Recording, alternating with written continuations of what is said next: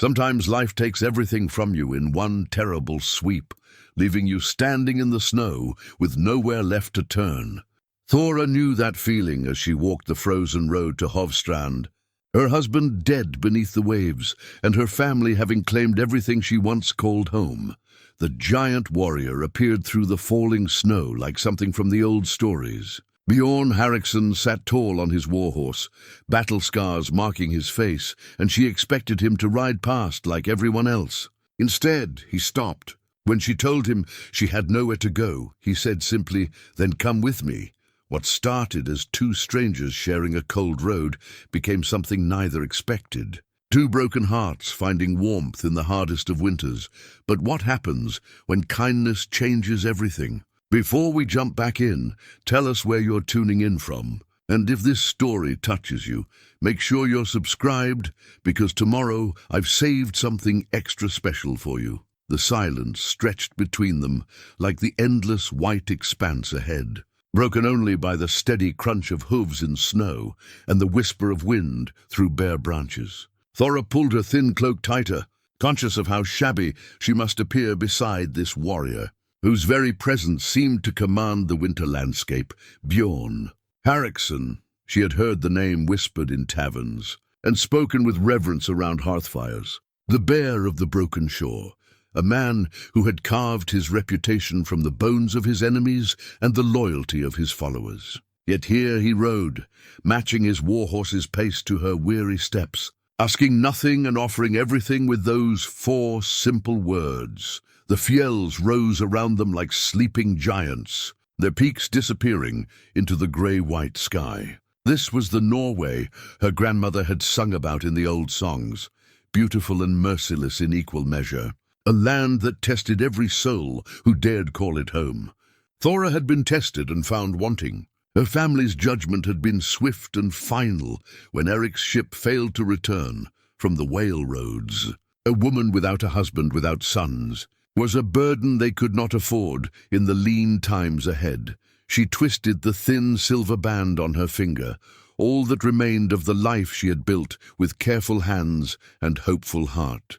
Eric had fashioned it himself during their first winter together, when love was new and the future stretched before them like an unwritten saga. Now it felt heavy as a chain, binding her to grief that threatened to pull her beneath the surface of each passing day. "Your feet will freeze in those boots," Bjorn's voice, when it came, was rougher than the mountain stone, but not unkind. She looked down at her worn leather shoes, already dark with melted snow, and realized he spoke the truth. They had served her well in the village, tending herb gardens and visiting the sick, but they were not made for winter roads. "They've carried me this far," she said, hearing the stubborn pride in her own voice.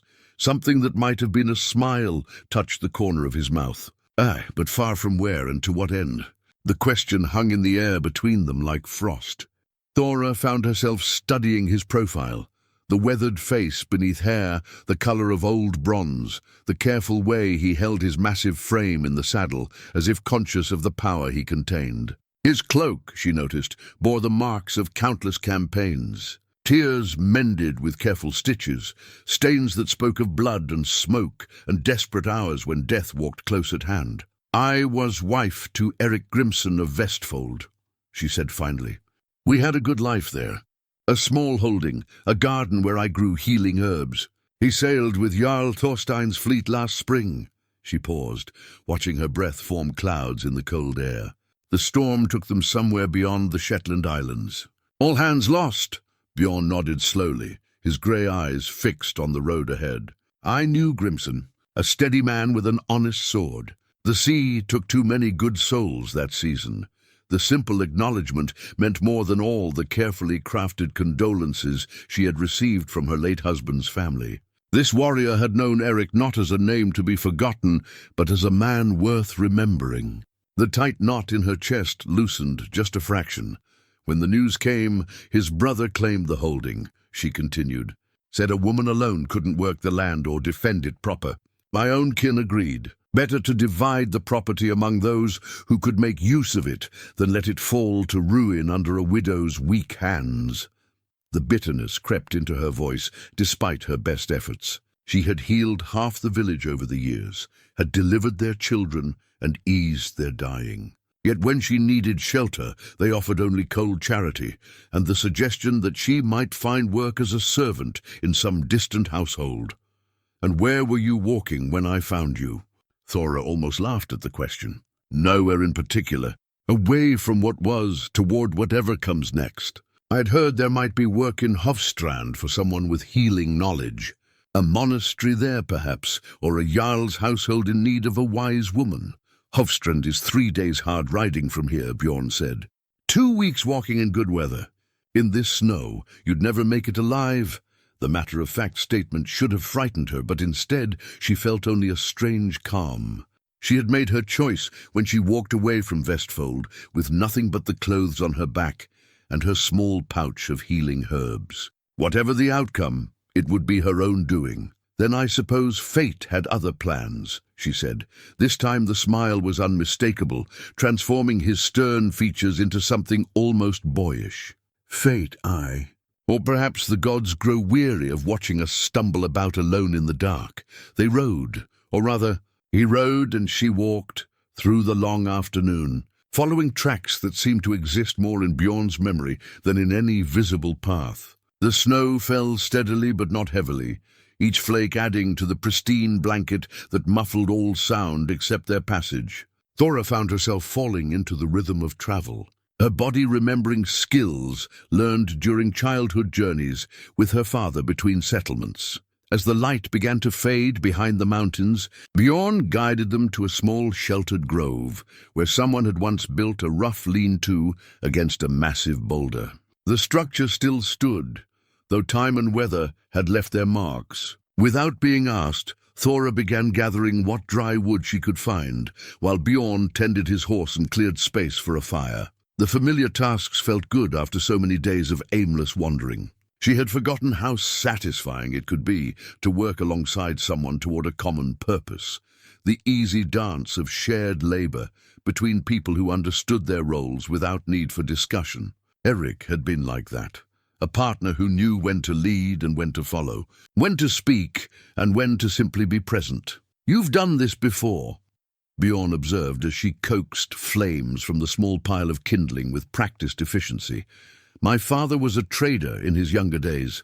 He used to take me with him on short journeys, said a man never knew when his daughter might need to fend for herself." The memory brought both warmth and sadness. Her parents had been dead 5 years now, carried off by the same fever that had taken so many that terrible winter. "I thought I'd forgotten, but the hands remember what the mind lets go." They shared the simple meal Bjorn produced from his saddlebags. Dried meat, hard cheese, and bread that had seen better days, but still filled the belly. He offered her his waterskin without comment, and she accepted it with quiet gratitude. The fire crackled between them, casting dancing shadows on the lean-to walls and pushing back the worst of the night's chill. "You spoke of your brother's claim to your land," Bjorn said when the silence had stretched long enough to become comfortable rather than awkward. "What of your own kin?" "Surely someone—" "My father had 3 daughters and no sons," Thora interrupted gently. "We were all married off to good men, expected to make our lives with their families. My sisters have children to think of, their own households to manage. They couldn't take in a childless widow with no dowry to offer." She spoke without self-pity, stating facts as simple and immutable as the color of stone or the direction of wind. This was the way of things in their world. Women found protection and purpose through the men in their lives. When those men were gone, what remained was often little more than charity's cold comfort. "And you?" she asked, turning the conversation away from her own circumstances. "What brings the bear of the broken shore to this lonely road? Surely your own hearth calls louder than winter wind." Bjorn poked at the fire with a stick, sending sparks spiraling up into the darkness. "My brother sent word that he needed aid with a matter concerning our father's old holdings. A dispute with neighbors that required a warrior's presence to settle proper. I've been 3 weeks on the trail, dealing with clan politics and men who measure their worth." by how loudly they can argue about boundaries, set before their grandfathers, were born. There was weariness in his voice that went deeper than physical exhaustion. Thora recognized it, the bone-deep fatigue that came from carrying burdens that never seemed to grow lighter, no matter how far you traveled or how many battles you won. And now you ride home. Now I ride wherever the road leads, he said simply. My brother's troubles are settled, at least for the moment. My own affairs can wait until spring brings better traveling weather. She understood then that he was as adrift as she, though his drifting came from choice rather than necessity. A warrior without a war to fight, a leader without followers to guide. Perhaps that was why he had stopped for a stranger on a winter road, not from kindness alone, but from the recognition of another soul caught between one chapter of life and the next. The wind picked up as the night deepened, howling through the trees with a sound like the voices of the restless dead. But their small fire held steady, and the lean-to blocked the worst of the cold. Thora wrapped herself in her cloak and settled against the far wall, grateful for shelter and warmth and the quiet presence of someone who asked no more than she was willing to give. In the morning, Bjorn said, his voice already heavy with approaching sleep. We'll see about finding you proper boots. She smiled into the darkness, touching the silver ring on her finger one last time before folding her hands in her lap. For the first time in months, tomorrow felt like something worth seeing. The raven found them on the second morning, just as Thora was adjusting the new boots Bjorn had traded for at a small settlement they'd passed through the evening before. The bird's harsh cry cut through the crisp air like a blade, and she watched Bjorn's entire demeanor change the moment he spotted the dark shape circling overhead. That's no wild bird, he said, extending his arm as the raven settled with practiced ease. A small leather tube was bound to its leg, and Bjorn's face grew grim as he removed it. This is Hugin, my brother's messenger. Thora noticed how the raven fixed her with one bright eye, while Bjorn unrolled the scroll, as if taking her measure for some future accounting. She had always been comfortable around animals, but there was something unsettling about the intelligence in this one's gaze. Bjorn read in silence, his jaw tightening with each line. When he finished, he stood motionless for a long moment, the parchment forgotten in his hand, while his grey eyes stared at something far beyond the morning horizon. What news? Thora asked gently. My brother Harold has been taken. The words came out flat and hard as hammer blows. Captured 3 days ago while traveling to settle another boundary dispute. The message is from our cousin Hareksson. Harold was ambushed by men wearing Jarl Sigurd's colours. Thora felt her stomach drop. Even she, with little knowledge of northern politics, knew that name. Jarl Sigurd the Cruel ruled the lands beyond Trondheim with an iron fist, and little regard for traditional laws of hospitality or kinship bonds. He wants ransom. She ventured. Bjorn's laugh held no humour. Sigurd doesn't deal in silver, woman. He collects grievances like other men collect arm rings, and he's had his eye on our family's holdings for more years than I care to count. This isn't about gold, it's about power. He walked to his horse and began checking the saddle straps with sharp, efficient movements. The raven carried a second message. Sigurd demands I come personally to discuss terms for Harold's release. Alone? That's madness, Thora said before she could stop herself. A trap, surely. Of course it's a trap. Bjorn swung up into the saddle, every line of his body tense with barely contained energy. But Harold is my blood, my responsibility. If I don't go, Sigurd will kill him slowly just to make a point about what happens to families who resist his ambitions. Thora stared up at him. This warrior who had shown her unexpected kindness, and felt something twist painfully in her chest. 2 days ago she had been a stranger to him, a burden taken on from simple human decency. Now she stood at a crossroads that would determine whether she ever saw him again. Where? She asked. Sigurd's stronghold at Blackrock, 4 days hard, riding north through the mountain passes. The roads are treacherous this time of year, and his men control every approach. Even if I could gather allies, there's no time. The message says I have until the new moon to present myself, or Harold dies. Thora calculated quickly. The new moon was 6 days away. Barely enough time to reach this Blackrock, let alone plan any kind of rescue or negotiation. And me. The question came out smaller than she intended. Bjorn's expression softened, and for a moment she saw past the warrior's mask to the man. Beneath, someone who understood the weight of choices that offered no good outcomes. There's a trading post half a day's ride back the way we came. The merchant there owes me a favor from years past.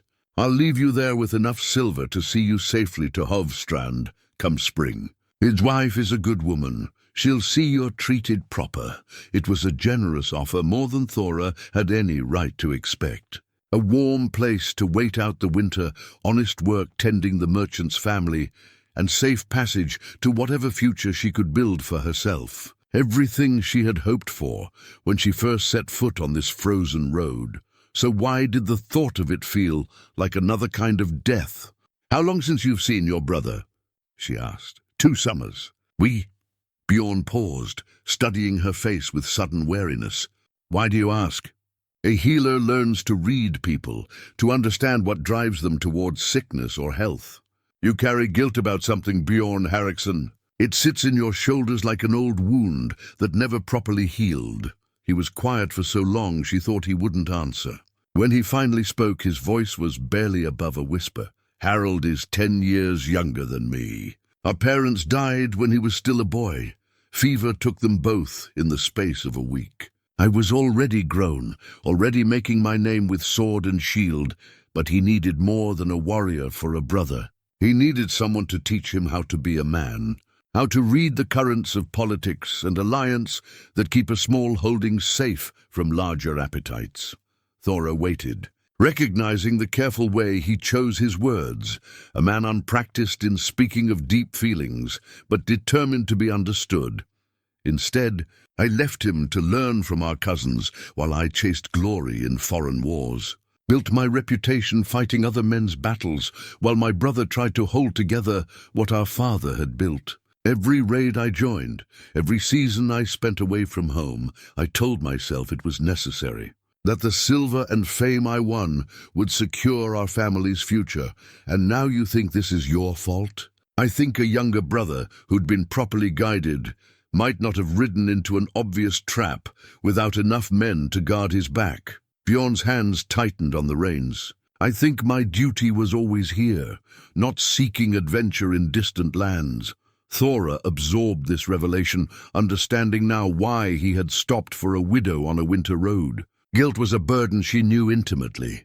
The weight of things left unsaid, kindnesses not given, moments of grace that slipped past unrecognized until they were gone forever. "Take me with you," she said. The words surprised them both. Bjorn stared down at her as if she had just announced her intention to sprout wings and fly. "This isn't your fight, woman. Sigurd's court is no place for a healer," Thora interrupted. "A woman who understands herbs and poisons, who knows how to tend wounds and read the signs of illness. You're riding into a trap with nothing but your sword and your guilt for company. What happens if you're injured? Who will patch you up so you can rescue your brother? I can't protect you where I'm going. I'm not asking you to."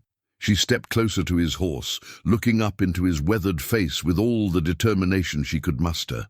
"I'm asking you to let me help. You showed me kindness when I needed it most. Let me return that gift."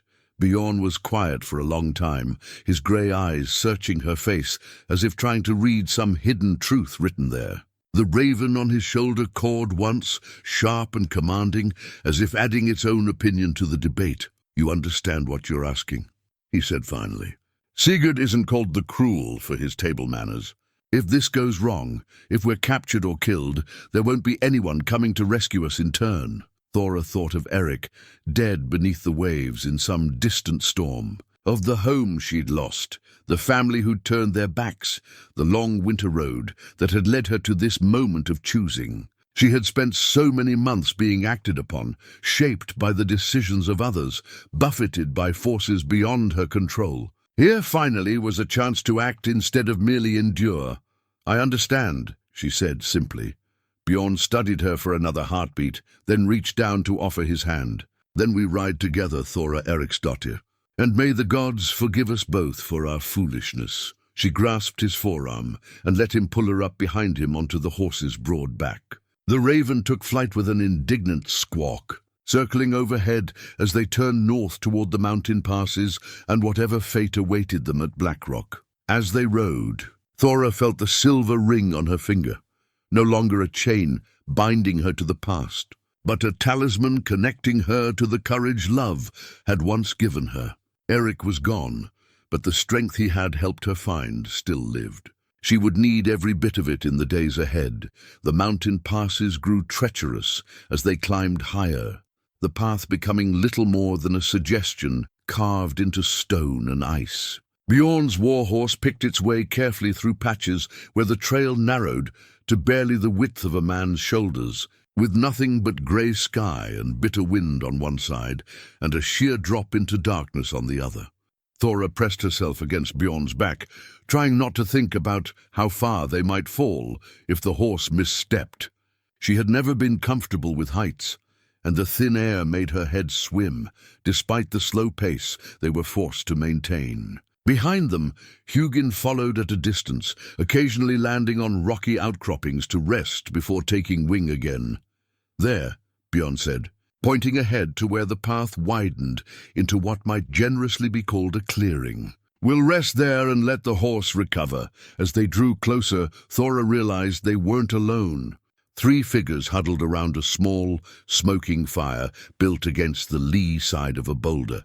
2 men and what appeared to be a woman, all of them bearing the hollow-eyed look of people who had been traveling hard for too long. Bjorn's hand moved instinctively to his sword hilt, but relaxed when one of the men called out in a voice cracked with cold and exhaustion, "Travelers, in the name of mercy, do you carry any food to spare?" They dismounted carefully, and Thora got her first clear look at the strangers. The woman was perhaps her own age, with dark hair escaping from beneath a torn hood and clothing that had once been fine but now hung in tatters. One of the men was clearly her husband. He stayed close to her side and watched the approaches with the careful attention of someone expecting trouble. The third was younger, barely out of boyhood, with the gangly frame of someone still growing into his height. "What brings you to these passes in winter?" Bjorn asked, his voice cautious but not unfriendly. The older man exchanged a glance with his wife before answering. "We fled our holding 3 days ago. Raiders came in the night, burned everything, killed the livestock. We barely escaped with our lives. Raiders." Bjorn's attention sharpened. "Whose colors did they fly?" "No colors at all," the woman spoke up, her voice bitter as wormwood. But they knew exactly what they were looking for. The storehouses, the treasure room, even where we kept the seed grain for spring planting. This wasn't random violence. Someone told them how to find everything worth taking. Thora felt her healer's instincts stir as she studied the trio more closely. The woman favored her left leg slightly, and there were tear stains on the boy's cheeks, despite his efforts to appear brave. All 3 showed signs of shock and exhaustion that went beyond simple fatigue. "You're injured," she said to the woman, stepping forward with her hands visible and empty. "It's nothing," the woman replied quickly. But Thora had already spotted the way she held her arm against her ribs. "I'm a healer," Thora said gently. "May I look?" After a moment's hesitation, the woman nodded and pulled aside her cloak. Underneath, her tunic was stained with blood from what appeared to be a shallow but long cut along her left side. It had been roughly bandaged with torn cloth, but the wound was still seeping. "This needs proper cleaning," Thora said, reaching for the leather pouch she always carried. "And you, young man, when did you last eat?" The boy looked to the older man for permission before answering. "Yesterday morning, I think. Maybe the day before." Bjorn was already unpacking his saddlebags. Without discussion, he began sharing out portions of their own supplies, dried meat, hard cheese, and the last of their bread. It wasn't much, but it would keep the refugees alive for another day or 2. "Where were you bound?" he asked, as Thora tended the woman's wound with practiced efficiency. "Anywhere but here," the husband replied grimly. "We thought perhaps Trondheim or one of the coastal settlements. Somewhere we might find work. Start again." "Trondheim is 2 weeks' travel through hostile territory," Bjorn said. And winter is no time to be seeking charity from strangers. Thora looked up from her work cleaning and re-bandaging the wound. There's a trading post a day's ride south of here. The merchant is honest and his wife has a kind heart. They might offer you shelter until spring, especially if you have skills to trade. We have nothing left to trade, the woman said quietly. You have hands and backs and minds, Thora replied firmly. Any household can use help with cooking, cleaning, mending. Your boy looks strong. He could help with the heavy work. And you, sir, have the look of a man who knows his way around tools and repairs. She finished tying off the new bandage and stepped back to examine her work. The wound was clean now and properly dressed, though it would need watching for signs of infection. From her pouch, she produced a small packet of herbs. Steep this in hot water and drink it twice daily, she instructed. It will help with the pain and healing. And keep the wound dry. The woman accepted the herbs with tears in her eyes. We have no way to repay such kindness. Then pass it along when you're able, Thora said simply. As they prepared to continue their journey, Bjorn drew the older man aside for a quiet conversation. Thora couldn't hear the words, but she saw him pressing something into the refugee's hand, likely a few silver pieces to ease their path. Why did you do that? She asked when they were mounted again and climbing toward the next ridge. Do what? Share our supplies. Give them directions to safety. You said yourself we can't afford delays or complications. Bjorn was quiet for a moment, guiding the horse around a patch of loose stone. My brother would have stopped to help them. Harold always said that a man's true worth wasn't measured by the enemies he defeated, but by the people he protected when he had nothing to gain from it.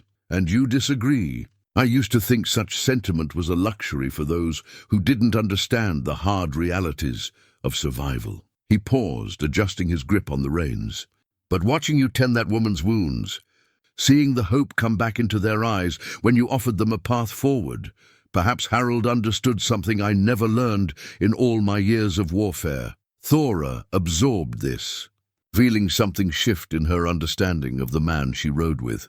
She had seen his reputation, witnessed his warrior's skills and tactical thinking. But this was different, a glimpse of the leader he could be when he chose compassion over conquest. What you did back there, she said carefully, that was the right choice. But it also tells me something important. What's that? Those people weren't attacked by random raiders. Someone specifically targeted their holding, knew exactly what to take and where to find it. And now they're fleeing north toward the same territory we're heading into. Bjorn's shoulders tensed. You think this is connected to Harold's capture? I think Jarl Sigurd is clearing the countryside of anyone who might offer aid or sanctuary to his enemies. Those refugees aren't the first, and they won't be the last. He's making sure you'll have nowhere to run when you reach Blackrock. The implications settled over them like the mountain cold. They were riding not just into a trap, but into a wasteland of Sigurd's making, a place where mercy would be scarce and allies even scarcer. But they were riding there together, and somehow that made all the difference. By evening, the mountain pass had narrowed to a knife's edge of stone and ice, with the path barely wide enough for Bjorn's horse to navigate safely. The wind howled through the peaks with a voice like the hungry dead, and snow began falling in earnest. Thick, heavy flakes that promised a long, bitter night ahead. There, Bjorn called over the wind, pointing to what looked like a dark smudge against the mountainside. A cave. We'll shelter there until this passes. The cave proved to be deeper than it appeared from outside, stretching back into the mountain's heart with smooth walls that suggested water had carved this refuge over countless years. More importantly, it was dry and blocked the worst of the wind, though the temperature inside felt only marginally warmer than the howling world they'd escaped. Bjorn tended to his horse while Thora gathered what dry wood she could find scattered near the cave mouth, probably left by previous travelers who had sought shelter in this same spot. The routine of making camp had become comfortable between them, each knowing their role without need for discussion.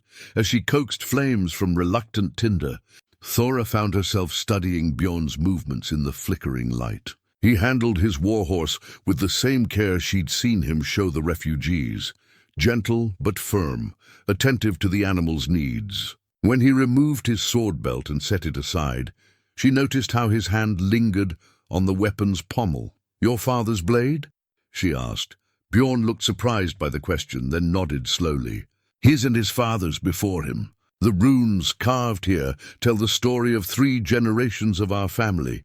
He drew the sword partially from its sheath, revealing ancient markings that seemed to writhe in the firelight. "This is Iron Wolf, named for the first bear my great-grandfather killed with his bare hands, and now it passes to Harold when you're gone." The question hung in the air between them, heavy with implications neither wanted to voice directly. Bjorn slid the sword back into its sheath with deliberate care.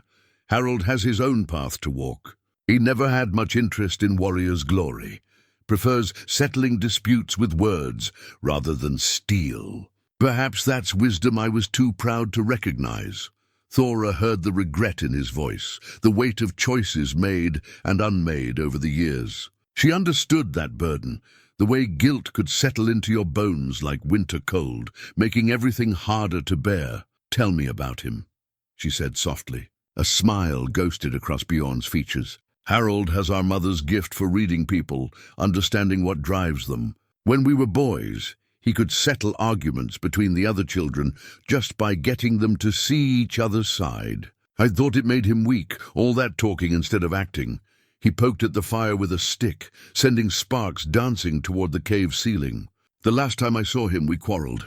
He wanted to negotiate a marriage alliance with Jarl Eriksson's daughter, said it would secure our borders for a generation. I told him he was thinking like a merchant instead of a warrior, that strength respected only strength. But you were wrong. I was thinking like a man whose reputation was built on other people's fear," Bjorn admitted. "Harold understood something I'm only beginning to grasp, that true strength sometimes means choosing not to fight, even when you could win."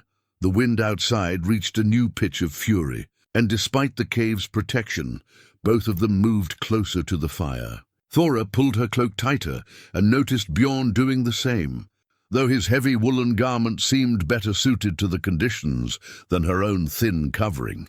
"You're shivering," he observed. "I'm fine," she replied automatically, though her teeth were beginning to chatter despite her best efforts, without a word. Bjorn stood and moved to sit beside her, opening his cloak to include her in its warmth. For a moment, Thora hesitated. It was one thing to share travel and conversation, quite another to accept such intimate proximity. But the cold was real and dangerous, and refusing help out of misplaced propriety seemed foolish in the face of actual threat. She settled against his side, immediately grateful for the heat radiating from his large frame. His cloak smelled of wood smoke and leather, with undertones of the pine soap he must use for washing. It was a clean, honest scent that made her think of safety and home.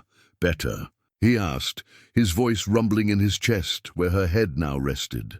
"Much," she admitted, allowing herself to truly relax for the first time since they'd entered the mountains. "Thank you." They sat in comfortable silence, listening to the storm rage outside, while the fire provided its small circle of warmth and light. Thora found herself acutely aware of Bjorn's presence, the steady rhythm of his breathing, the careful way he held himself so as not to crowd her, the strength in the arm that curved protectively around her shoulders. "Can I ask you something?" he said eventually. "Of course. Back there with those refugees, you didn't hesitate. Saw what needed doing and did it, no questions asked. That's not something you learn from herb gathering and village healing. Where did you get such steady hands in a crisis?" Thora considered the question, surprised by how much it revealed about his attention to detail. Most people saw only the surface of what she did, missing the deeper currents of judgment and instinct that made the difference between helping and harming. "My mother died in childbirth when I was 12, she said finally. "My youngest sister. The village healer tried everything she knew, but nothing worked. I watched a woman I loved bleed to death while people who claimed to have skill stood helpless around her." She felt Bjorn's attention sharpen, though he made no sound. "I swore that day I would never be helpless again. I sought out every healer, wise woman, and herb wife within 3 days' travel. Learned everything they would teach me about stopping bleeding, fighting infection, reading the signs that meant life or death. By the time I married Eric, I knew more about healing than anyone in 5 villages. And yet you couldn't save your husband. The words could have been cruel, but his tone held only gentle understanding. Thora closed her eyes against the familiar ache of that old wound. The sea doesn't care how much you know about healing, or how desperately you love someone, or how many people you've saved. Some battles can't be won with skill, or knowledge, or determination. Sometimes you can only love someone while you have them and carry their memory when they're gone. Bjorn's arm tightened around her shoulders, a brief, wordless comfort that somehow meant more than any spoken sympathy. Outside, the wind began to subside slightly, though snow still fell steadily past the cave mouth. The storm will pass by morning, he said quietly. We'll reach Sigurd's territory by midday tomorrow. Thora nodded, understanding the unspoken question. After tomorrow, everything would change. The relative safety of their journey would end, and they would enter a land where Bjorn's reputation might not be enough to protect them both. But tonight, they had warmth and shelter and each other's company. Tomorrow's troubles could wait until dawn.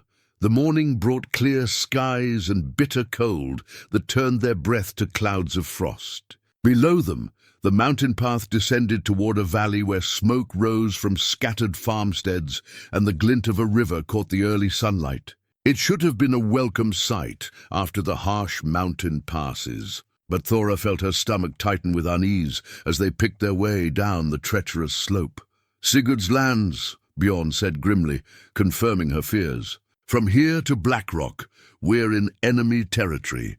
They had been riding for perhaps an hour when they encountered the first signs that all was not well in this seemingly peaceful valley. A farmstead that should have shown signs of morning activity, smoke from cooking fires, livestock moving in the yards, stood silent and abandoned. As they drew closer, Thora could see that the buildings remained intact, but there was something wrong with the quality of the silence. The animals are gone, she observed. But there are no signs of violence. Bjorn guided his horse closer to the main building, studying the scene with a warrior's trained eye. No broken doors, no blood, no signs of struggle. These people left willingly, or at least without a fight. Or they were given an ultimatum, Thora suggested. Leave on your own terms, or leave in pieces. They continued down the valley road, passing 3 more abandoned holdings before they encountered other travelers. A small group approached from the south, a merchant's wagon flanked by 2 mounted guards, moving at the steady pace of people who knew their business and wanted to complete it quickly. The merchant himself was a weathered man with intelligent eyes and the careful manner of someone who survived by reading situations accurately. His guards were professionals, alert but not hostile, hands near weapons but not gripping them. When he raised his hand in greeting, Bjorn responded in kind. "Good day to you, travelers," the merchant called. "Unusual to see strangers on this road, especially this close to winter's teeth." "We have business in the north," Bjorn replied carefully. "And you?" "The valley seems oddly quiet for trading season." The merchant's expression grew troubled. "Aye, well might you wonder at that. Half the holdings between here and Trondheim stand empty now. Jarl Sigurd has been encouraging people to relocate to his newer settlements near the coast. Better protection from raiders, he says, and more profitable trading opportunities. And those who prefer their ancestral lands find themselves facing increased taxes, accusations of disloyalty, visits from groups of young warriors looking to prove themselves." The merchant shrugged with practiced neutrality. "Not my place to judge the politics of it. I just move goods where people want to buy them." Thora noticed how the guard's attention had sharpened at Bjorn's questions, studying him with the professional interest of men trying to place a potential threat. She also saw the moment one of them recognized something, a subtle shift in posture that spoke of sudden wariness. "You wouldn't happen to be Bjorn Hareksson?" the guard asked. "The bear of the broken shore." The merchant's eyes widened slightly, and Thora felt the conversation's dynamic change in ways that made her pulse quicken. Bjorn's reputation, it seemed, had preceded them into Sigurd's territory. "I am," Bjorn acknowledged simply. "Thought so. Saw you fight at the Thing 3 summers past, when Jarl Olsen tried to claim disputed waters as his own. Impressive work with that sword of yours." There was respect in the guard's voice, but also calculation. Professional soldiers recognized skill when they saw it, but that didn't necessarily make them allies. "You're expected at Blackrock," the merchant said quietly. "Word's already spread about your coming. Jarl Sigurd has been anticipating your arrival.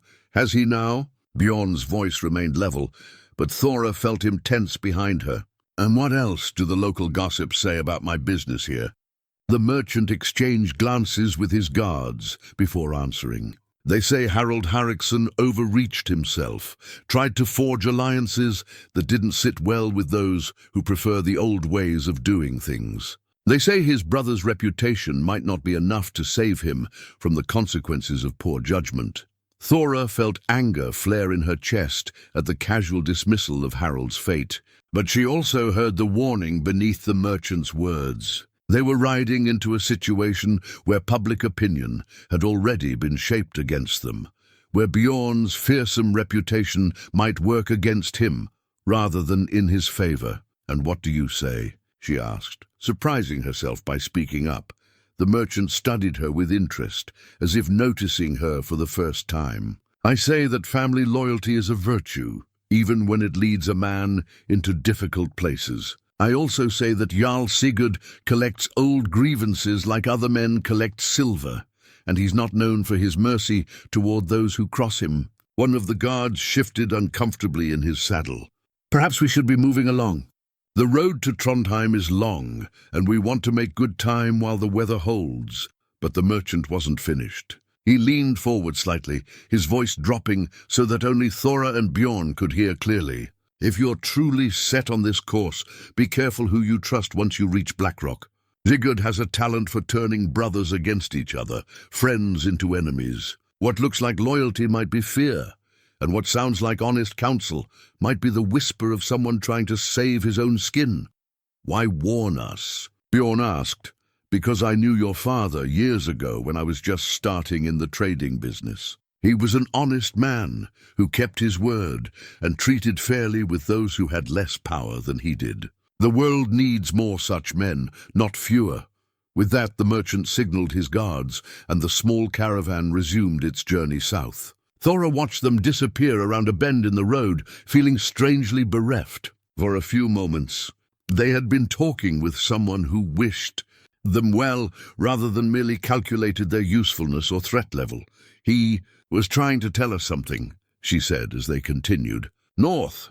Aye, that we're riding into a web of lies and half-truths, where nothing is as it appears, and everyone has their own reasons for the games they play."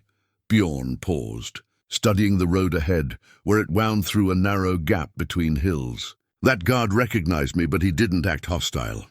That suggests Sigurd hasn't branded me an outlaw yet. He still wants this meeting to happen on his terms. Which means he thinks he can control the outcome, either through superior position, superior numbers, or superior information." Bjorn's jaw tightened. "The question is, what does he know that we don't?" As if summoned by his words, 3 riders appeared on the road ahead, moving toward them at a steady pace. Unlike the merchant's guards, these men wore matching gear and moved with the precision of a military unit. Their leader raised his hand in what might have been greeting or might have been a command to halt.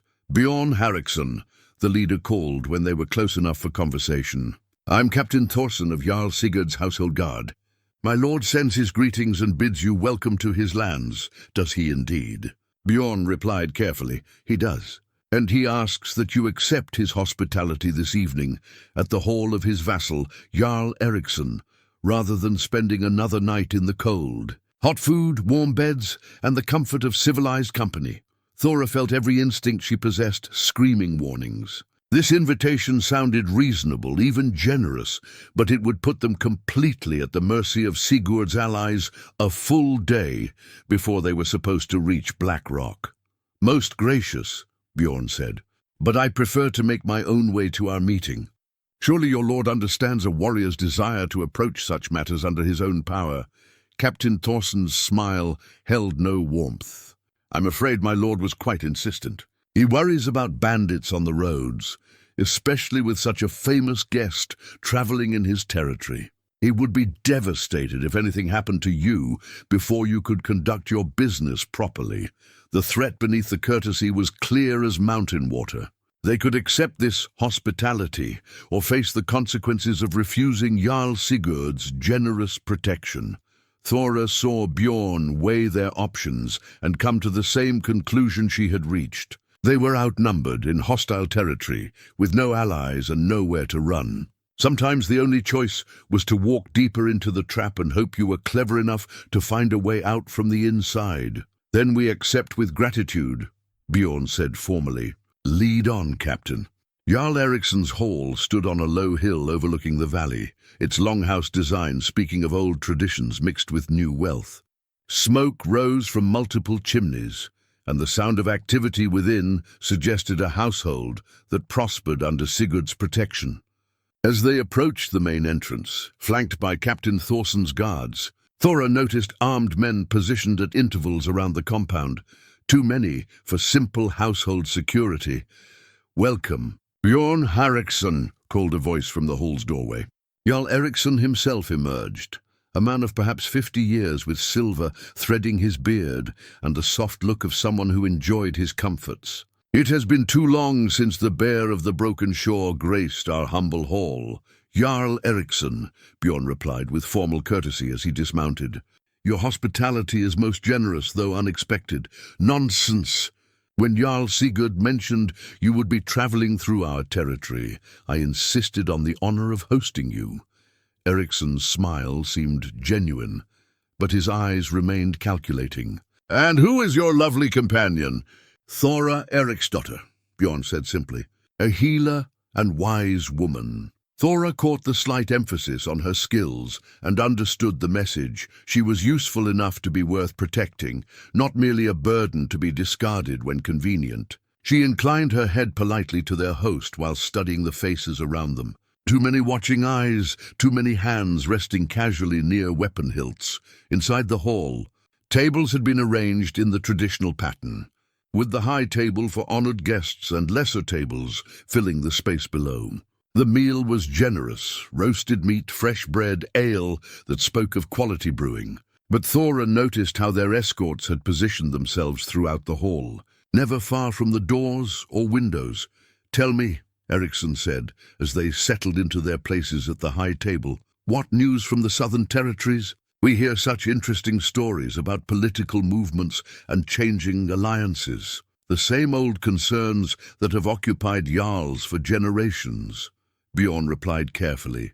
"Border disputes, marriage negotiations, arguments over tribute and trade rights. Nothing that would interest a man of your stature." Hareksson chuckled, but there was something forced about the sound. "Oh, but I find politics endlessly fascinating. Take your own situation, for example. Harold's recent difficulties stem from his attempts to forge new alliances without properly considering how they might affect existing relationships." "Quite bold of him, really." Thora felt tension coil in her stomach as she recognized the direction of the conversation. This was no casual dinner discussion, it was an interrogation disguised as hospitality. "Harold has always been diplomatic by nature," Bjorn said. "He prefers negotiation to conquest." "Indeed.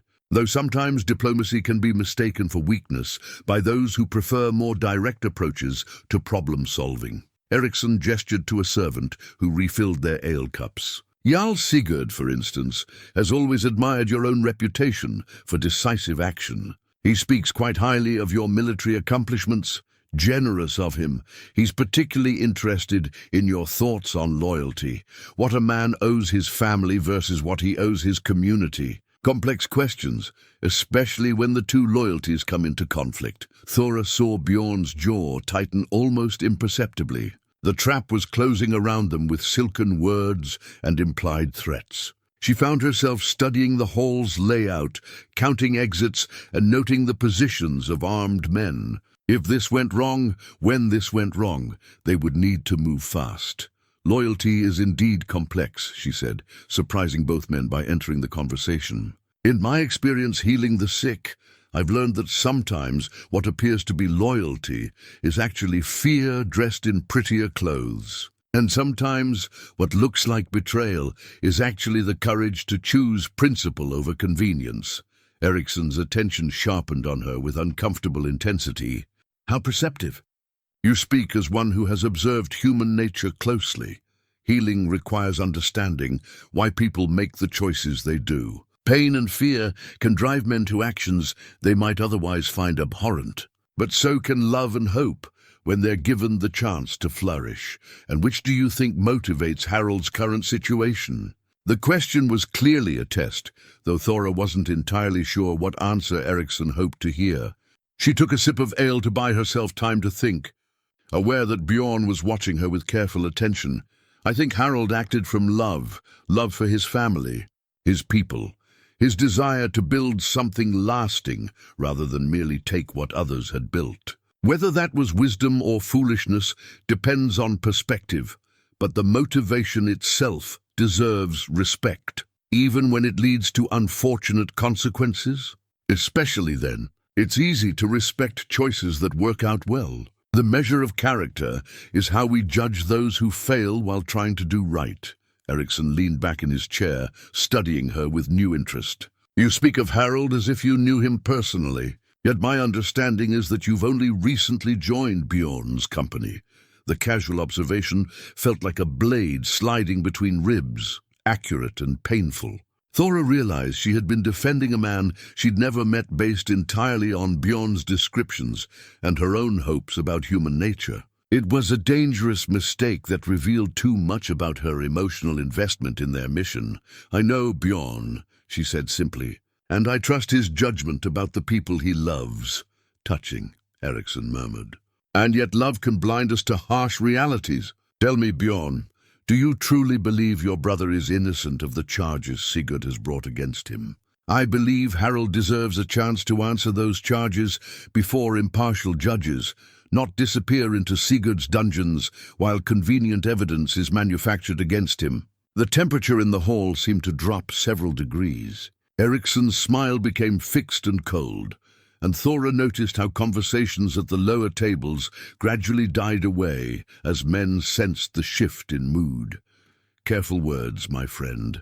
Jarl Sigurd has been most patient with your family's difficulties, but patience has limits. He hopes tomorrow's meeting will resolve these unfortunate misunderstandings in a way that honors everyone involved. I'm sure he does, Bjorn replied dryly. As the evening progressed, Thora found herself increasingly aware of the subtle pressures being applied. Their guards never left their posts. Servants appeared at regular intervals to refill cups and clear plates, but always with escort.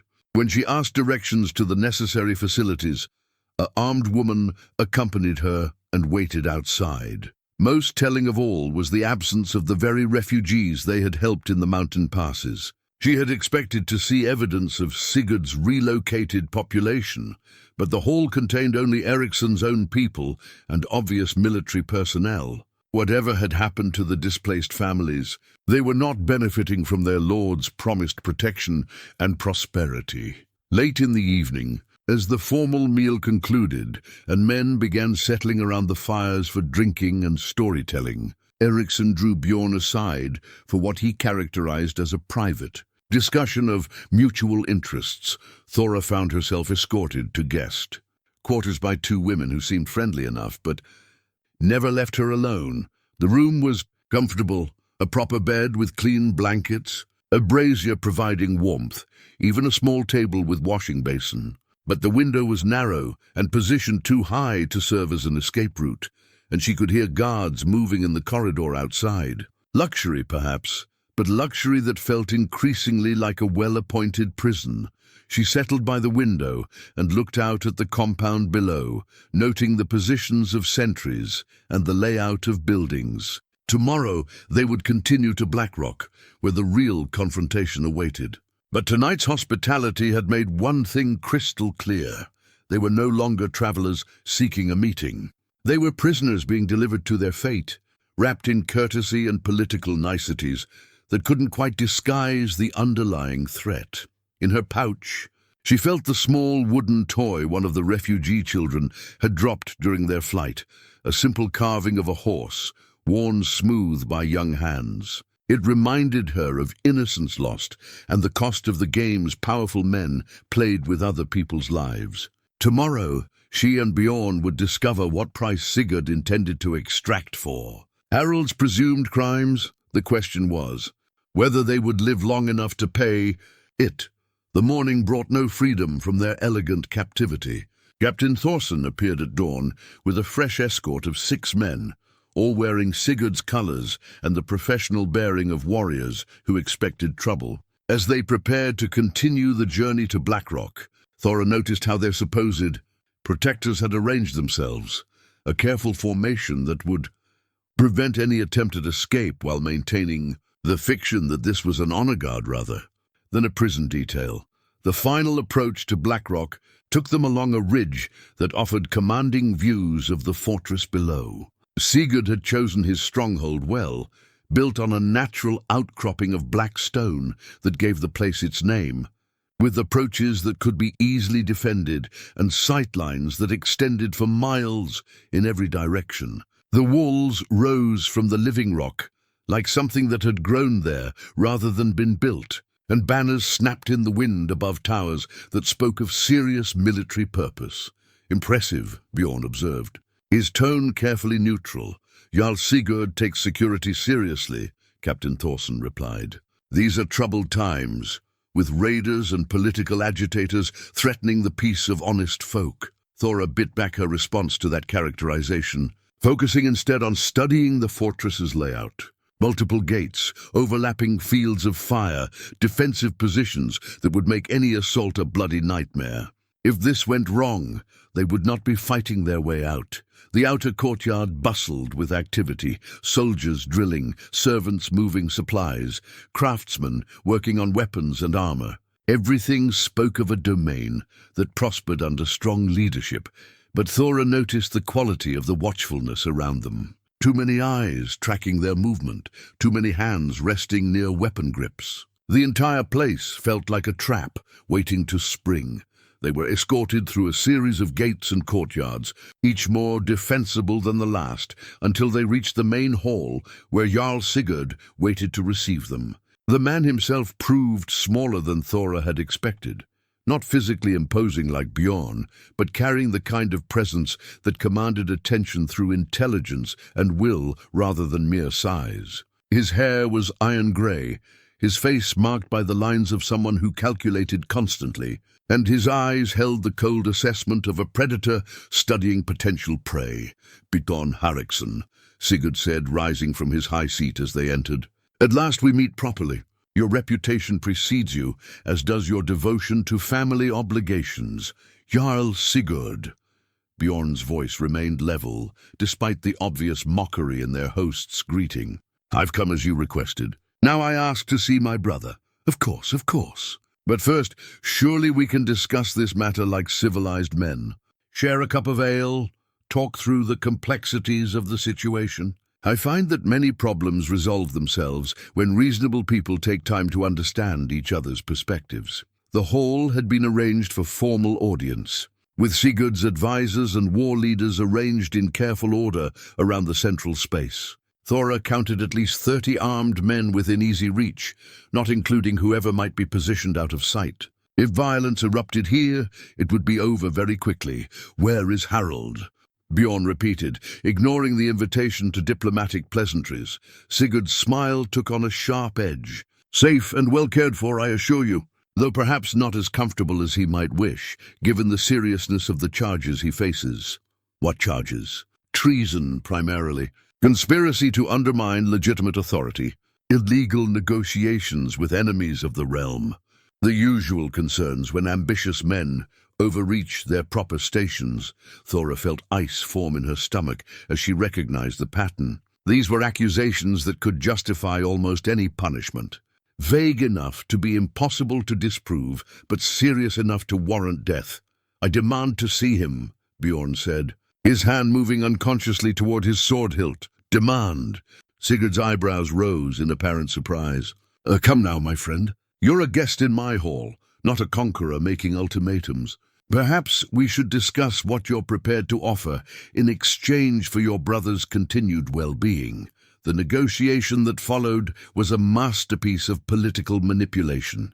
Sigurd never quite stated his terms directly, but the implications became clear through careful suggestion and artful omission. He wanted Bjorn's sworn loyalty, his military reputation placed at Sigurd's service, and control over the Hareksson family holdings. In exchange, Harold might be allowed to live, probably in exile, certainly never again as a free man with political influence. As the verbal dance continued, Thora found herself studying the faces of Sigurd's advisors. Most showed the cold calculation she expected from men who served an ambitious lord. But one face stood out. A younger man who sat near the back of the group, his expression troubled rather than triumphant. There was something familiar about his features, something that tugged at her memory, then recognition struck like a physical blow. Harold Hareksson sat among Sigurd's advisors, alive and apparently unharmed, watching his brother negotiate for his freedom while saying nothing to reveal his presence. The shock must have shown on her face, because Harold's eyes found hers across the hall. For a moment, their gazes locked, and she saw the complex mixture of emotions there, shame, determination, and something that might have been pleading for understanding. He made a subtle gesture, barely more than a twitch of his fingers, that clearly meant silence.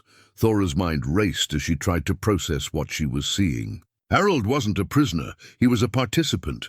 Everything they had assumed about his capture, about Sigurd's demands, about the very nature of this confrontation, was wrong. The brother Bjorn had come to rescue, had chosen his own path, and it led away from family loyalty toward whatever bargain he had struck with Sigurd. The realization hit her with devastating clarity. This entire journey, the dangerous mountain passes, the encounters with refugees, the growing connection between herself and Bjorn, had been based on a fundamental misunderstanding of the situation. They had walked into Sigurd's territory not as rescuers, but as the last pieces of a puzzle that Harold himself had helped design.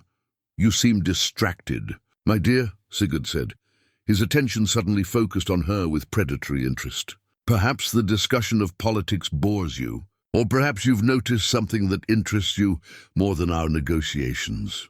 The question was clearly a test. Sigurd knew she had seen Harold. The placement had been deliberate, designed to gauge how she would react to the revelation. Her answer would determine not only her own fate, but possibly Bjorn's as well. "I'm fascinated by the complexity of family relationships," she said carefully. "How brothers can grow apart over time, develop different views of honor and obligation.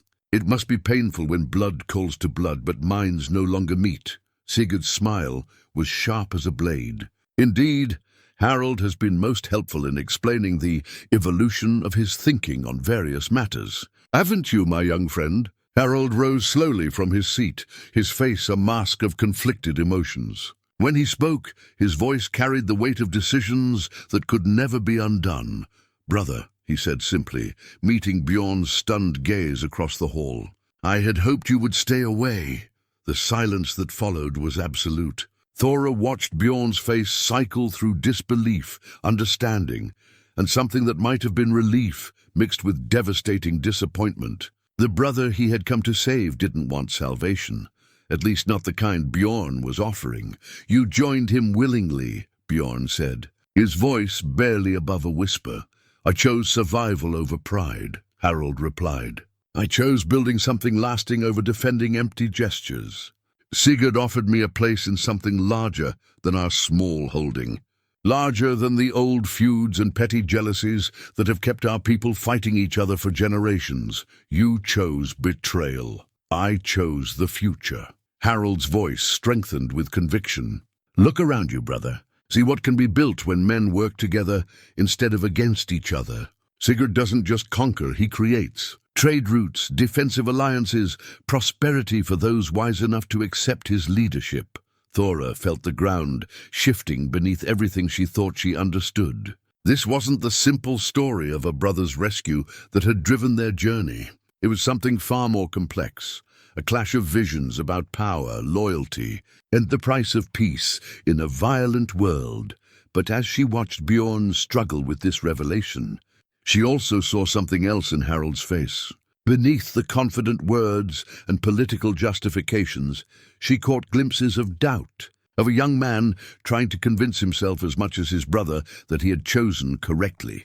The wooden toy in her pouch seemed to burn against her side, a reminder of the displaced families, the abandoned farmsteads, the human cost of Sigurd's vision of prosperity. Harold might believe he had chosen the future, but Thora had seen that future's price written in the tears of refugees and the silence of empty homes. And now, Bjorn asked, his voice hollow with loss. Sigurd answered before Harold could speak. Now we discuss terms for your own service, Bjorn Hareksson. Your brother has provided valuable insights into your character and motivations. He believes you can be reasoned with, brought to see the wisdom of cooperation over conflict. The trap was fully revealed now, not just a political maneuver, but a family betrayal, orchestrated by the very person they had come to save. Thora saw the devastation in Bjorn's eyes and felt her own heart break for him. But she also saw something else, the steel that had earned him his fearsome reputation, the iron will that had carried him through countless battles. This wasn't over. It was just beginning. The guest chamber they were assigned was luxurious by any standard, rich tapestries, a proper hearth, even a window that looked out over the valley below. It was also, Thora noted with grim appreciation, as secure as any prison cell. The door was thick oak bound with iron, guards stationed in the corridor outside, and the window opening too narrow for escape, even if the drop hadn't been fatal. Bjorn sat on the edge of the bed, his father's sword across his knees, staring at nothing. He hadn't spoken since they left Sigurd's hall, and Thora could see the weight of betrayal settling into his bones like winter cold. The brother he had loved, worried about, travelled through deadly mountain passes to rescue, had chosen his enemy's side freely. You saw him there, Bjorn said finally, his voice rough with suppressed emotion. Before Sigurd revealed him, I watched your face. You knew. Thora moved to sit beside him, choosing her words carefully. I recognized something familiar in his features. But I hoped I was wrong. You should have told me. What would it have changed? We were already trapped, already at Sigurd's mercy. Knowing earlier wouldn't have given us more options. It would only have given you longer to suffer. Bjorn's hands tightened on the sword's leather grip. He planned this, all of it. The message about his capture, the desperate plea for rescue. He knew exactly how I would respond. How I had to respond, did he? Thora asked gently. Or did Sigurd plan it, using Harold's knowledge of you to craft the perfect trap? Does it matter? Either way, my brother chose to bait the snare that brought me here. She studied his profile in the firelight, seeing the careful control that held his rage and grief in check. This was a man accustomed to action, to solving problems with strength and steel. Being forced to sit and endure political manipulation went against every instinct he possessed. From her sleeve, she drew out the silver brooch that had been her mother's, a simple piece with intricate knotwork that caught the light as it moved. She had worn it hidden beneath her cloak since leaving Hareksson's hall, a reminder of the choices that had brought her to this moment. My mother gave me this on her deathbed, she said, letting the silver catch the firelight. She told me it would remind me that even when everything seems lost, we still have the power to choose who we become in the darkness. Bjorn's attention focused on the brooch, then moved to her face. And who do you choose to become? Someone who stands beside the people she loves, no matter the cost. Someone who refuses to let fear make her decisions. She fastened the brooch at her throat, feeling its weight like an anchor. Someone who remembers that honor isn't about winning, it's about how we conduct ourselves when winning becomes impossible. Sound from the corridor outside. Footsteps and low voices drew their attention to the door. 3 sets of boots by the sound of it, stopping just outside their chamber. Thora and Bjorn exchanged glances, both understanding that their time for private conversation was ending. The door opened without ceremony to admit Harold, flanked by 2 guards who positioned themselves just inside the entrance. In the confined space of the chamber, the resemblance between the brothers was unmistakable. The same grey eyes, the same strong jaw, the same bearing that spoke of nobility earned rather than inherited. But where Bjorn carried the weight of accumulated battles, Harold showed the careful grooming of court politics. "Leave us," Harold said to the guards. "I would speak with my brother privately. Lord Sigurd's orders were specific," one guard replied. "We're not to leave you alone with the prisoners." Prisoners. Harold's voice carried genuine surprise. "These are my guests, not captives. Surely Sigurd trusts my ability to handle a conversation with my own family." The guards exchanged uncertain glances before withdrawing to the corridor, though they left the door slightly ajar. Harold noticed but made no comment, instead moving to stand before the window where the failing light outlined his silhouette. "You look well, brother," he said without turning around. "The years of warfare have been kind to your reputation, if not to your peace of mind." "Harold." Bjorn's voice held no warmth. "I trust you've enjoyed your performance this afternoon. Very convincing. The reluctant ally, the man forced by circumstances to choose pragmatism over principle." "It wasn't a performance." Harold turned to face them, his expression earnest. "Everything I said in that hall was true. Sigurd offers something our father never could, a future built on cooperation rather than endless conflict. Built on the bones of families like the ones we met in the mountain passes," Thora interjected. "Built by driving people from their ancestral lands and calling it progress." Harold's attention shifted to her with sharp interest. "Ah yes, the healer. Sigurd mentioned you seem unusually observant for someone with no political training. Tell me, what did you see in those refugees that troubles you so?"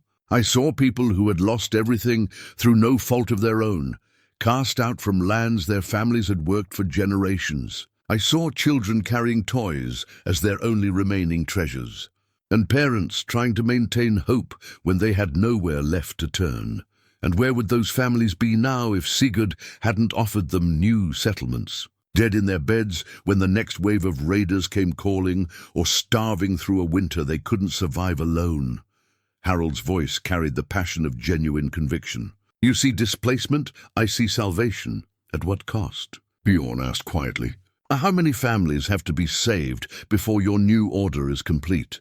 How much blood will water the roots of this cooperation you praise?" "Less blood than flows when every Jarl fights every other Jarl for scraps of territory and honor," Harold shot back. "Less suffering than we endure when small holdings stand alone against larger threats. Bjorn, you've spent 20 years fighting other men's wars. Surely you've seen enough death to appreciate the value of peace." "I've seen enough death to know the difference between peace and conquest, dressed in finer clothes." The brothers stared at each other across the growing shadows of the chamber, and Thora saw the fundamental divide that no amount of family love could bridge. They weren't just arguing about politics. They were arguing about the very nature of honor, about whether the end justified the means, about what price was too high to pay for security. "Sigurd will offer you terms tomorrow," Harold said finally.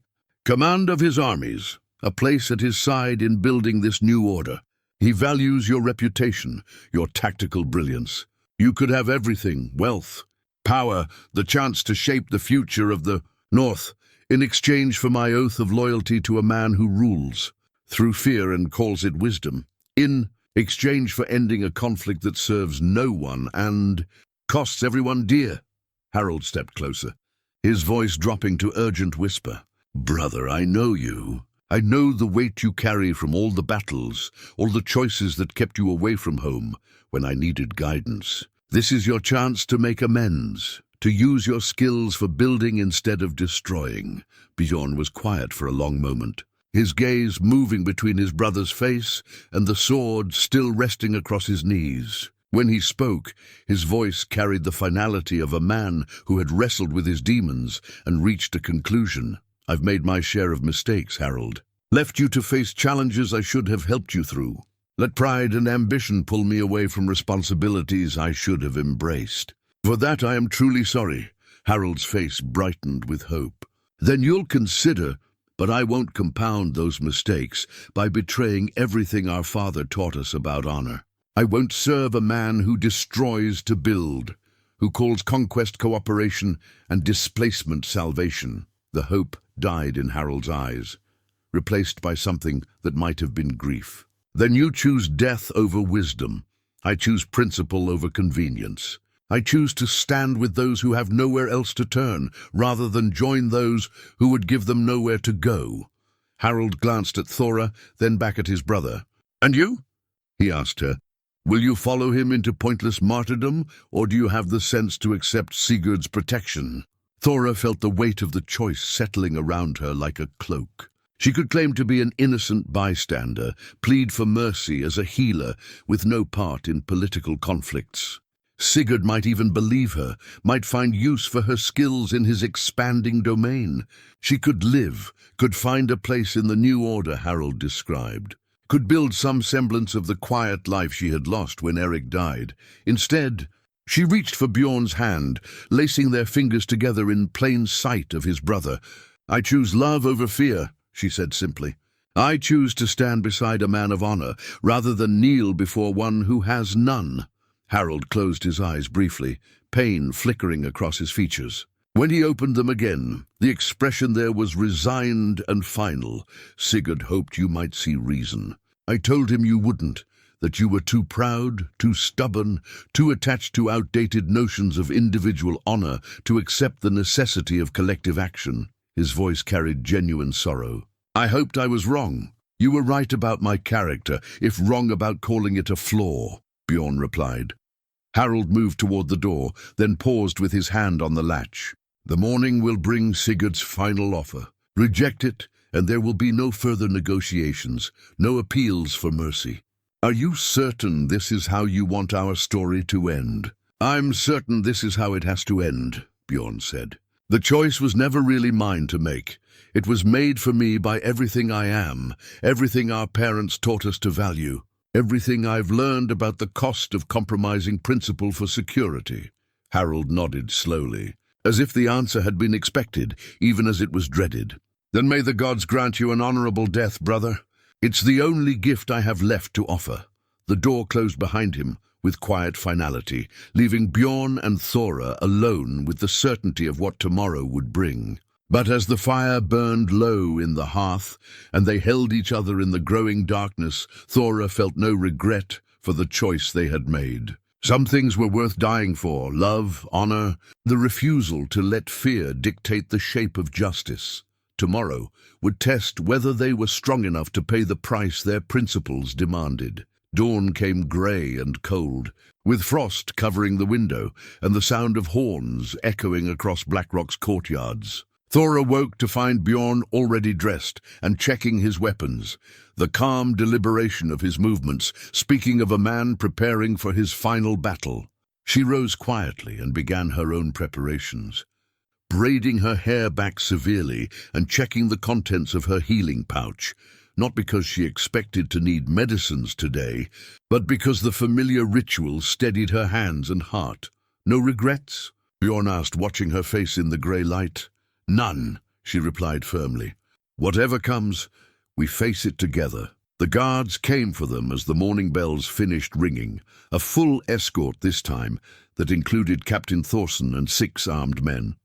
As they were led through the fortress corridors toward Sigurd's great hall, Thora noticed how many people had gathered to witness whatever was about to unfold. Servants pressed themselves against walls to watch their passage. Soldiers stood at attention with expressions of grim anticipation, and she caught glimpses of nobles and advisors taking positions for whatever ceremony Sigurd had planned. The great hall had been transformed since yesterday.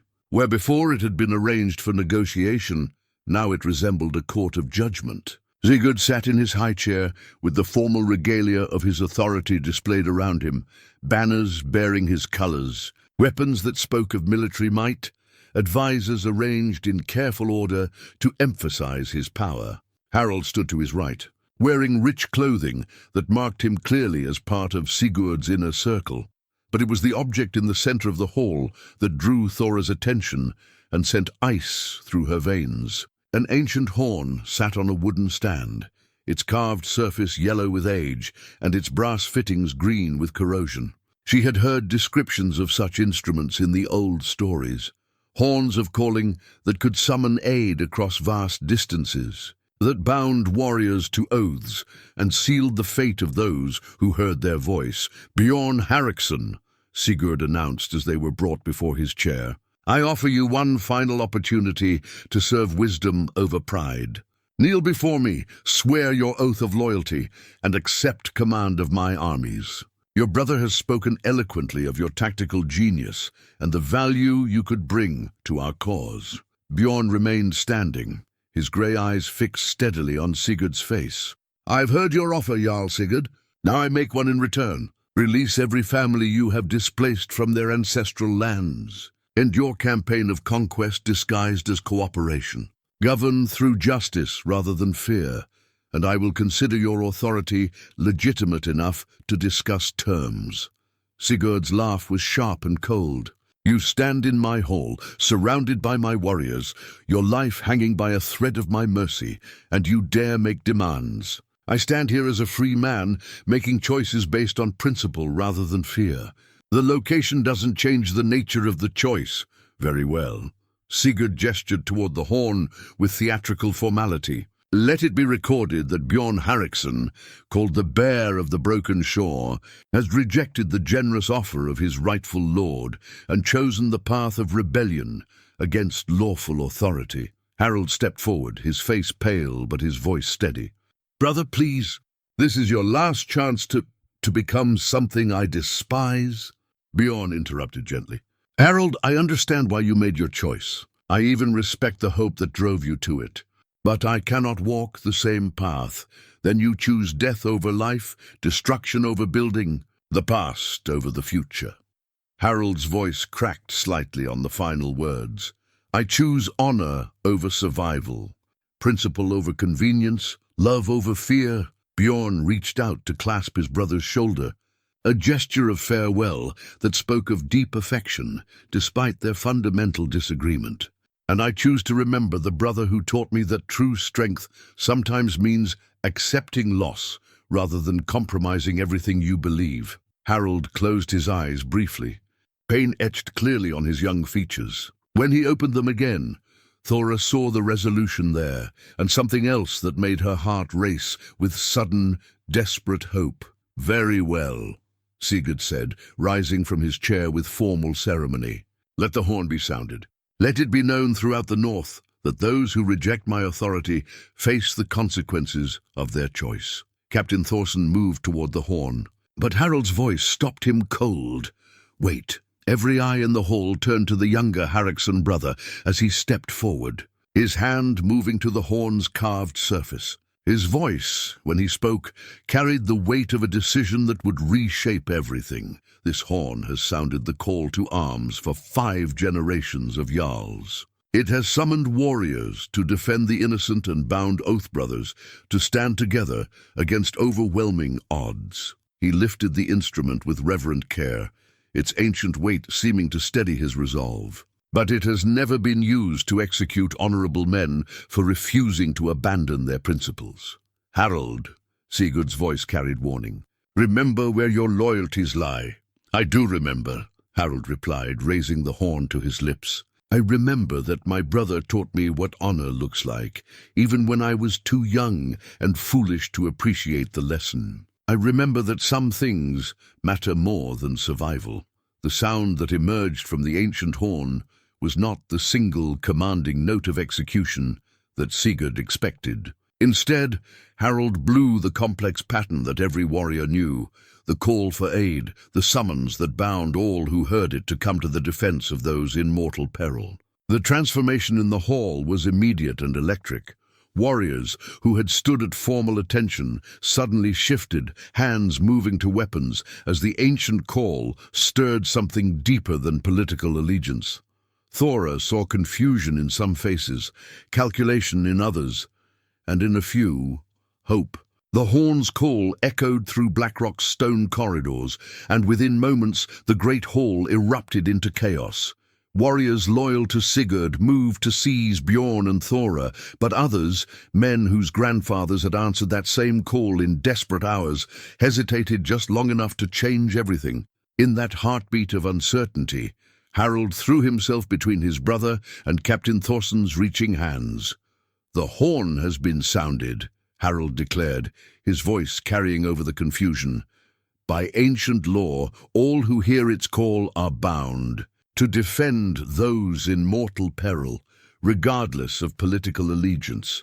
"Ancient law be damned," Sigurd snarled, drawing his own blade. "Seize them all, the traitor along with his brother." But the damage was done. The horn's call had awakened something in the assembled warriors that went deeper than fear of their lord's displeasure. 3 men near the hall's main entrance suddenly turned to block it against reinforcements. 2 others stepped forward to stand beside the Hareksson brothers, their swords singing from their sheaths. Even among those who remained loyal to Sigurd, Thora could see hesitation and confusion. Bjorn's sword cleared its sheath with deadly efficiency as Captain Thorson lunged forward.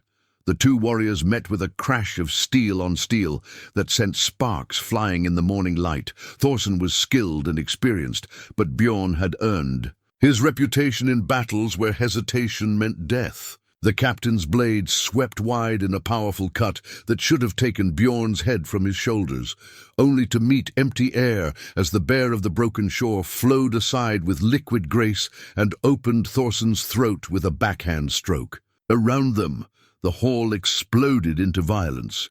Harald fought beside his brother with desperate efficiency, protecting Bjorn's flank, while 3 of Sigurd's guards pressed their attack from multiple angles. The younger Hareksson lacked his brother's legendary skill, but he made up for it with intelligence and courage, using his knowledge of the hall's layout to deny his opponents the advantage of numbers. Thora pressed herself against a pillar, staying out of the way of the swirling melee while scanning for opportunities to help.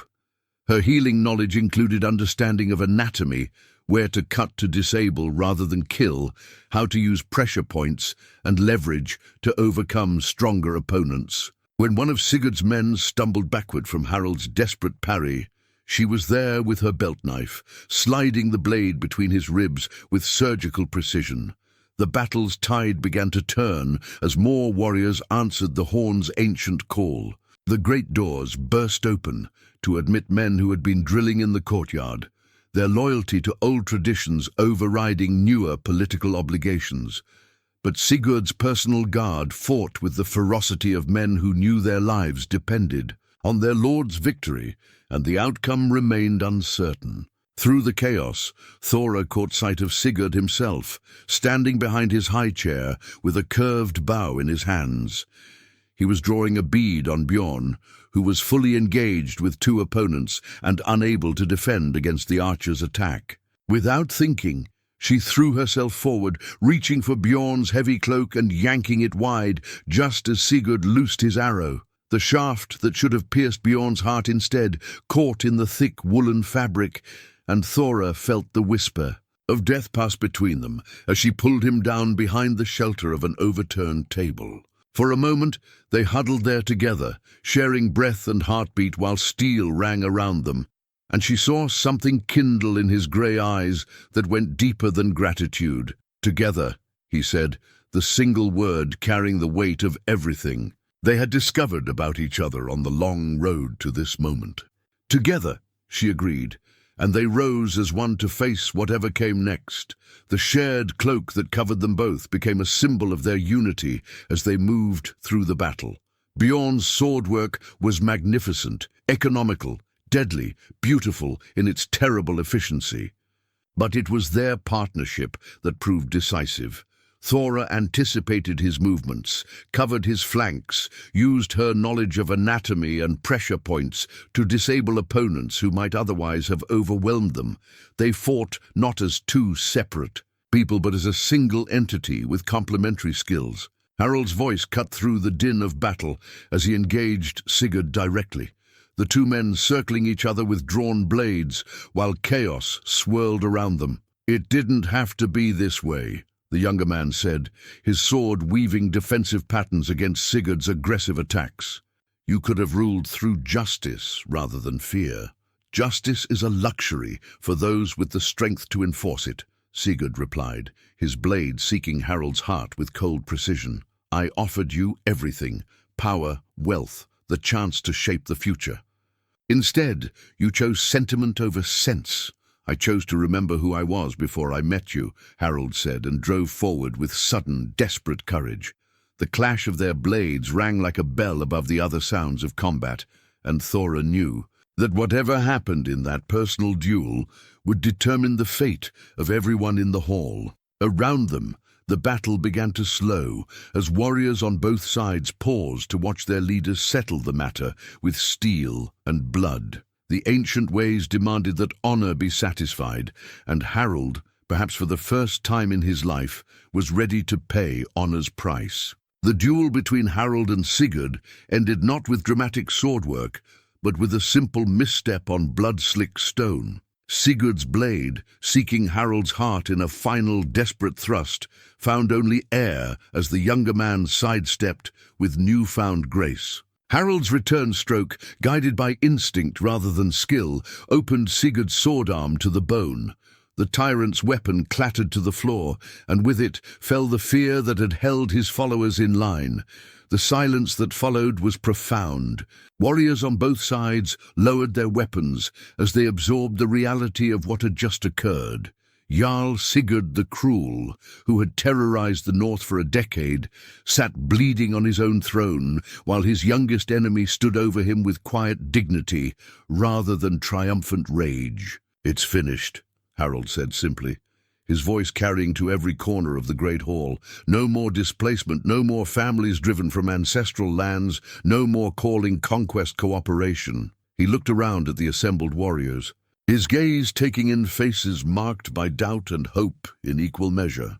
"Those who wish to serve a lord who governs through justice rather than fear may stay. Those who prefer the old ways are free to leave with honor and safe passage." Captain Thorson, clutching his wounded side where Bjorn's blade had found its mark, stepped forward with visible effort. "And who would you have us serve, boy? You've just killed our lord. What authority do you claim over his holdings?" Harald's answer surprised everyone, including Thora. "None. I claim no authority over anyone except myself. But I know someone who has earned the right to lead through service rather than conquest, who understands the difference between strength and cruelty." He turned to his brother with something approaching the old affection. "Bjorn, these lands need someone who can defend them without destroying them in the process. Someone who remembers that a leader's first duty is to the people he protects, not the power he wields." Bjorn shook his head slowly, understanding the offer but recognizing its impossibility. "I appreciate the gesture, brother, but I'm a warrior, not a ruler. I know how to take fortresses, not how to build the peace that makes them unnecessary." "Then perhaps," Thora said quietly, "you need someone who understands healing as well as warfare. Someone who knows that the strongest foundations are built on trust rather than fear." The look that passed between them in that moment held the weight of everything they had discovered about each other on the long road to this confrontation. Partnership forged in hardship, love discovered in the face of death, and now the possibility of building something lasting together.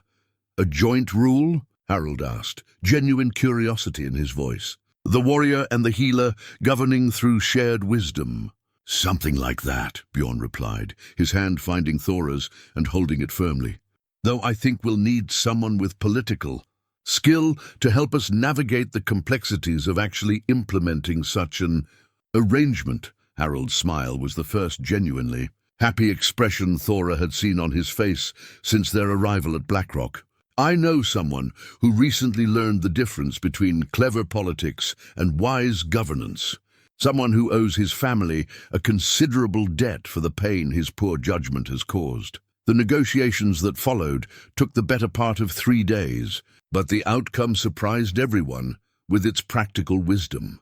The displaced families would be offered their choice: return to their ancestral lands with guarantees of protection, or accept generous settlements in the new coastal towns with full rights and compensation for their losses. Sigurd's military forces would be reorganized under Bjorn's command, but their mission would change from conquest to defense of the newly unified territory. Most importantly, a new form of governance would be established, one that balanced the warrior's understanding of necessary strength with the healer's knowledge of what communities needed to thrive. Disputes would be settled through councils that included voices from all levels of society, not just the wealthy and powerful. On the morning of their departure from Blackrock, Thora stood in what had been Sigurd's private chambers, now converted to a planning room, where maps showed the distribution of resources and settlements across the territory. But her attention was focused on the view from the window, where construction had already begun on new houses for returning refugees. "Second thoughts?" Bjorn asked, joining her at the window. "None at all," she replied, leaning into his solid warmth. "Though I confess I'm nervous about the magnitude of what we're attempting. It's one thing to heal individual wounds, quite another to heal an entire territory scarred by years of fear and displacement. We won't do it alone," he reminded her, his arm circling her waist with gentle strength. "Harald has the political knowledge we lack, and there are good people throughout these lands who will help once they understand we're serious about change."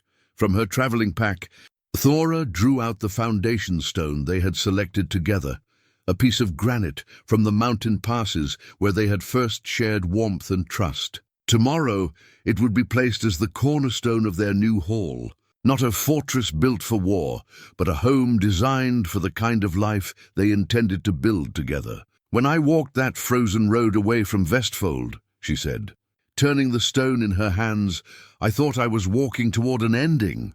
Everything I had loved was gone. Everything I had built was lost. I expected to find work or shelter, or perhaps just a place to die with dignity. And instead I found you. Found love I thought was finished forever. Found purpose I hadn't known I was seeking. Found the strength to help heal wounds larger than anything I had imagined treating." She looked up at his weathered face, seeing past the scars to the gentle heart beneath. "Instead, I found a new beginning disguised as an ending. Bjorn's kiss tasted of promises and possibility, of shared labor and quiet contentment earned through hardship faced together. When they broke apart, both were smiling with the particular joy of people who had discovered that the best chapters of life sometimes began long after they expected the story to be finished." Outside their window, the sound of construction continued, hammers and saws, voices calling instructions. The busy noise of people building something worth protecting. It was the sound of hope made manifest, of love transformed into action, of two broken hearts finding the strength to heal a broken world. The foundation stone would be laid tomorrow. Today they had each other, and that was more than enough.